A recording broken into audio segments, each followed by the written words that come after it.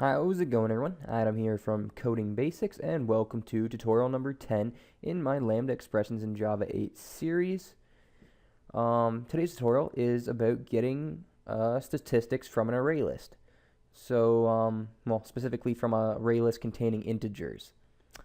And just before I start, this one doesn't really use Lambda expressions. It's more of a terminal operation that caps off a pipeline that gives the non-stream result. So really what it does, probably easier to open this and explain it. It can take an array list of numbers. So in this case, I created a list, not an array list, I created a list that takes integers in it.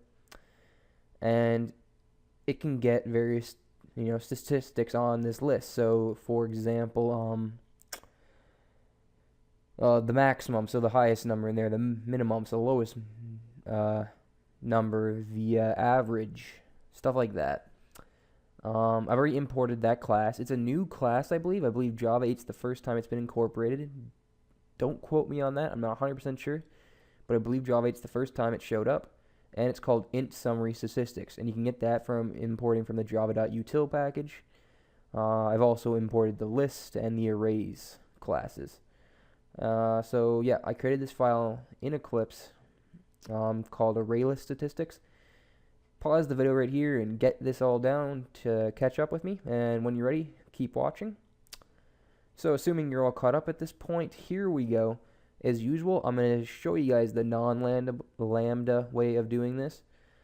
So for that, what we are going to do is first create two integers, not the int, the capital I, integer integer, more specifically.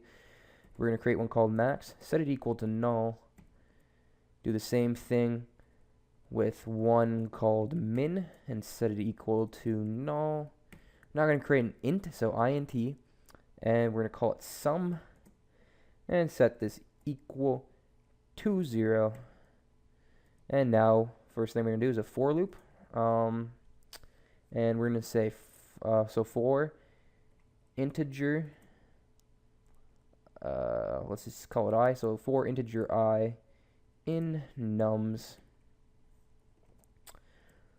First thing we got to do is our really base case. So handle our base case first, which in this case is if max is equal to null. You could also use min in here. It doesn't really matter. So if max equals null, well then we're going to set max equal to I, set min equal to I as well.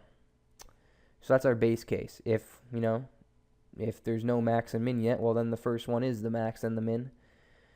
And what we're going to do next is an else if. So else if max is less than I, well then max equals I. We got a new max. And very similar thing for our min. So if min is greater than I, well, we got a new min then. Min equals I. And finally, at the end of this for loop, regardless of if it was a max or a min, we're just going to add to our sum. So sum plus equals I. Now, outside our for loop, what do we have to do? Well, we're going to create a floating point, setting it float, and we're going to call it average.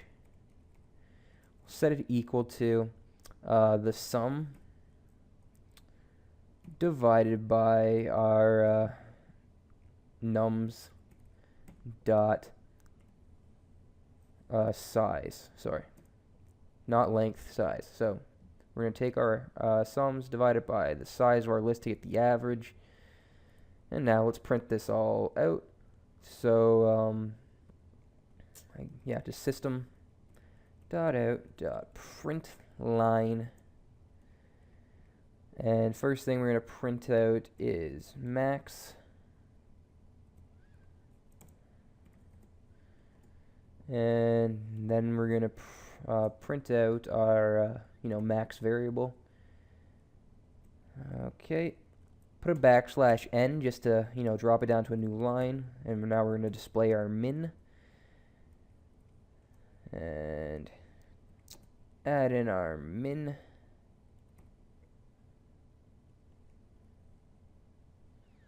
What's wrong with this? Error on token. Not sure what's wrong with this. Oops, I'm forgetting a plus sign here. My bad. Okay. And same thing, so \n. And now we're going to do sum. Display our sum. And then finally, we got to display our average.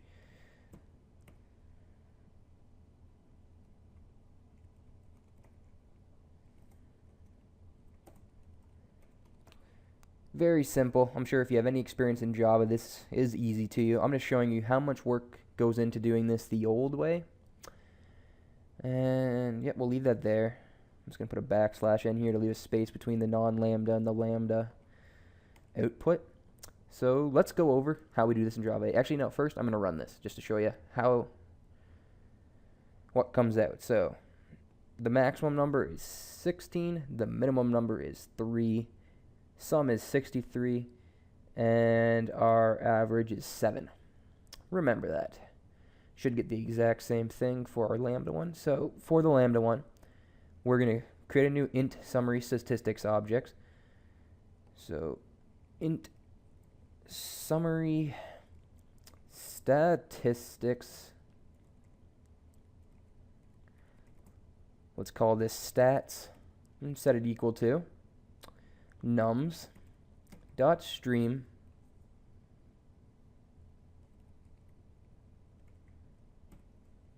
dot map to int x2, so our arrow taken x2, and as the body we'll just put x. So that's going to be our lambda expression. We're taking every object, mapping it to a new int x, and then finally dot summary statistics.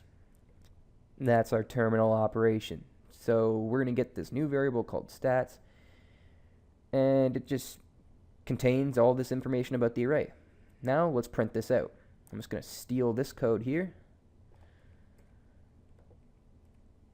and to get the max we just type in stats dot get max. For min, stats dot get min. For sum, you can probably guess, stats dot get sum. And then finally for our average, stats dot get average. And we did already close that off with a semicolon. We're ready to go, but just look at this.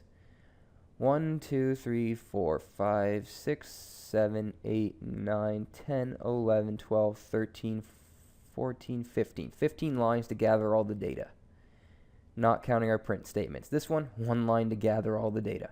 So you can see how this is a lot more concise. Let's run this. And we end up getting different average. Just want to figure out why that is. So wait a minute. 16 is our max. 3 is our min, so that's fine. 63 is our sum, but our average is different. Alright everyone, I just looked at my notes quickly. I missed one thing when I was reading from my notes, which is we just got to put float typecast in front of our sum. So we don't want to surround the entire thing.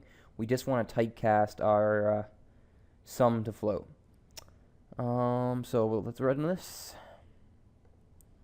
And now we get equal result. So sorry for that hiccup. I missed that when I was reading. So everything's the same. Once again, this is not really a lambda expression, but a useful terminal operation that you might find handy. That's all I got for you guys this time. Please leave a comment on this video, like this video, and subscribe. And I will see you in my next tutorial.